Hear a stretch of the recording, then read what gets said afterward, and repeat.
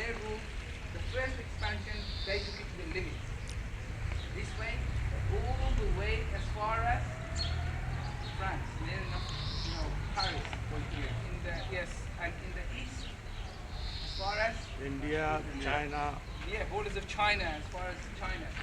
So this is done under the Bani Umayyah. Spain is conquered in the year 711. Tariq ibn Ziyad comes across, conquers, they establish a room here, and for the next 40 years, we're testing you to see who's been listening to Sheikh's lectures here. Okay, so for the next 40 odd years, what's going on here in Spain? In Spain? Chaos. No. What's going on between the Muslims themselves? Chaos. Okay, how many rulers? 30. 40 and 30. Odd emirs, one overthrowing another, one changing, etc. A lot of problems. But even though there is issues with the Muslims, there's no issues with the Jews and the Christians. The best thing that possibly could have happened to them happened.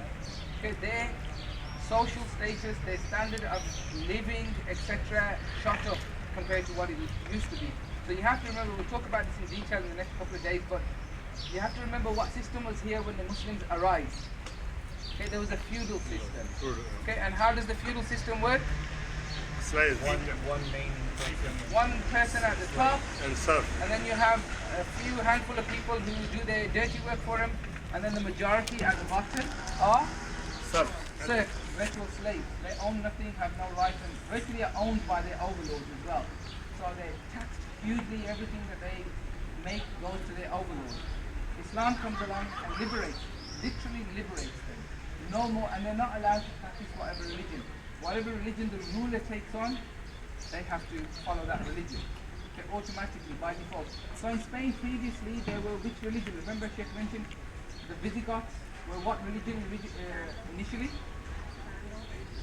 They were no pagans, but then which strand of Christian? Unitarian, Arianism, known as Arianism. Okay, so they believed in one God, etc., etc. Very, very similar to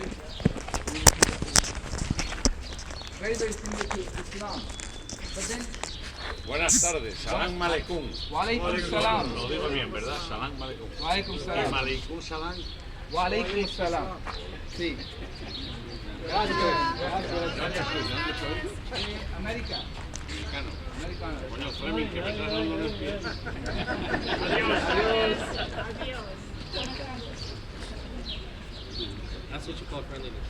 But that's also what you call their connection with their history.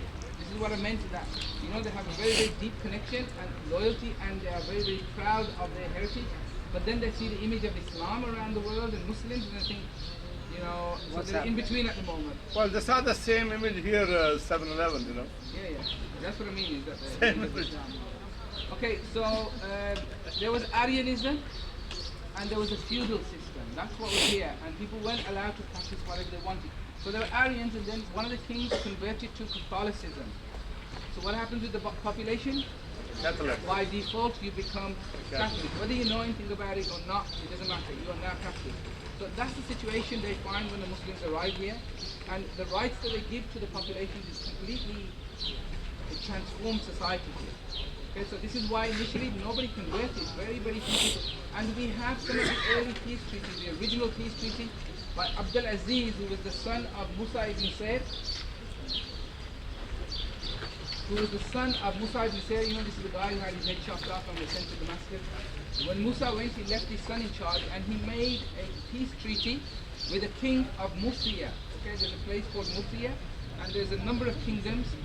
They have, not the Muslims, they have the original document where the peace treaty between Abdulaziz and Theodomir, the king's name was Theodomir, where the peace treaty, the Muslims guarantee him the freedoms, and he's even allowed to stay as the ruler of these kingdoms. Pay the jizya and we're not even going to replace you. Okay, and you keep your kingdoms, etc. Don't, conspire with our enemies, and everything is written there. And they have the original documents. These were the terms and conditions. So when somebody comes along and gives you these terms and conditions, and your status improves, it's a godsend for you. So there's no problems with the Jews and the Christians. A couple of years ago, some big intellectual Jew from America, he wrote that if the Muslims hadn't arrived in Spain when they did, Jews would have been wiped out in Europe.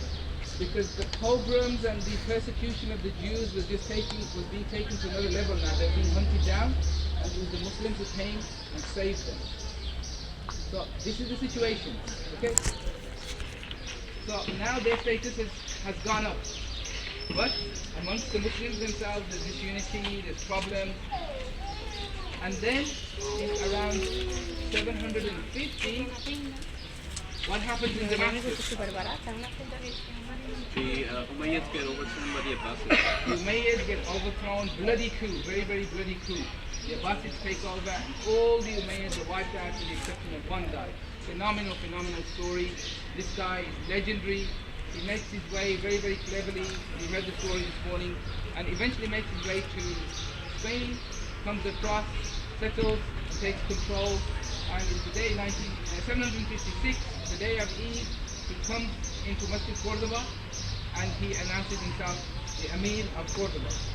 Okay, but he doesn't challenge the Abbasids at this time. He doesn't try and reclaim the Khilafah or anything like that. So the Abbasids eventually leave him alone. They sent a couple of armies here to try and overthrow him, but he was too clever, very, very clever guy. And he defeated them in the end. They said, just leave him alone. He doesn't bother us, we won't bother him. So he continued the Umayyad dynasty here independently. So now, why is this guy so important? I mentioned before, this guy is absolutely crucial to our story. He's crucial to Islamic history, but even more so to Western civilization. Because if Abdurrahman III hadn't done what he did and laid the foundations of the great civilization that Al-Andalus was to become, the West wouldn't be where it is today. So he goes to work.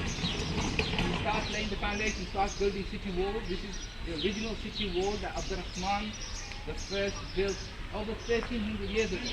Talking 1300 years ago. Okay, so it runs all the way along and then it's fallen in certain places and it continues in other places. So ancient wall this is. So these are the original pieces, a lot of the old original pieces. Then you've got new sections, okay, which have been put in. So a very, very ancient wall. He starts securing his borders, he starts building the roads, he starts repairing and building new bridges. All the infrastructure he starts laying.